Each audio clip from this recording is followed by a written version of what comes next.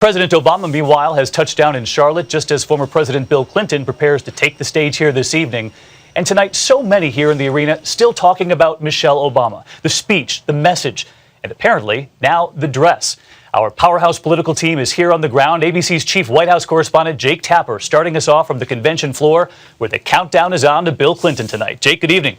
Good evening, David. There is a lot of drama both about what Bill Clinton will say tonight and where President Obama will speak tomorrow night.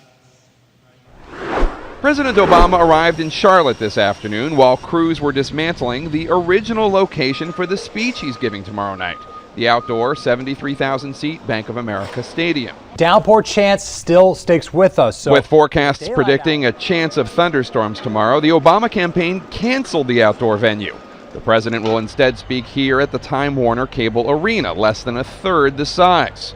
The campaign dismissed jibes from the Romney campaign that what they were really worried about was a possible cold front in terms of voter enthusiasm. Were you really going to be able to fill all those seats? Absolutely. The fear is it's not just the rain, if there's lightning, if there, people could get hurt. Whatever the reason, they're leaving behind tens of thousands of disappointed supporters. I'm just incredibly bummed. I've been looking forward to this for a really long time. That disappointment is in contrast to the elation delegates felt after First Lady Michelle Obama revved up the crowd last night. Barack knows what it means when a family struggles. Barack knows the American dream because he's lived it.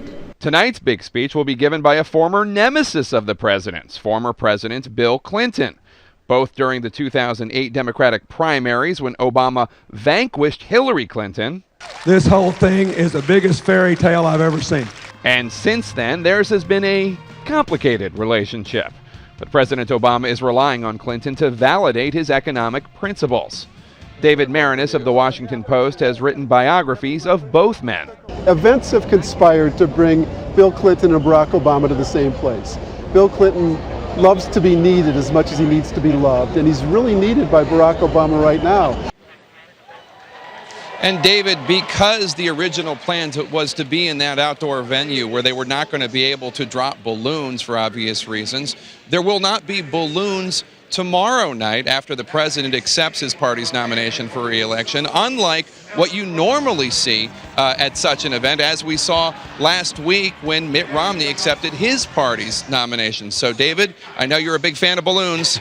No balloons tomorrow. Sorry. Right. Jake Tapper leading us off. We'll have to settle for the confetti cannons instead. Jake, That's thanks right. so much. Bill Clinton, once helping his wife Hillary Clinton compete against then-candidate Obama, tonight up there fighting for President Obama. Let's bring in ABC senior political correspondent John Carl. And John, you and I were talking all afternoon. Has the Obama campaign seen this script? Did they sign off on what Bill Clinton's going to say here tonight?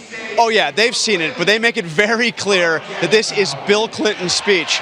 Now, Clinton did talk personally with top officials in the campaign as the speech came together, but the campaign says they have seen it, they like what he has to say, they expect a good speech. But remember, Bill Clinton tends to make changes right up to the last minute on these big speeches. But what about the relationship between these two men, John? Some have called them frenemies. We all know that Bill Clinton fought hard for his wife to win that primary. She wasn't successful, and now the two of them on the same stage often.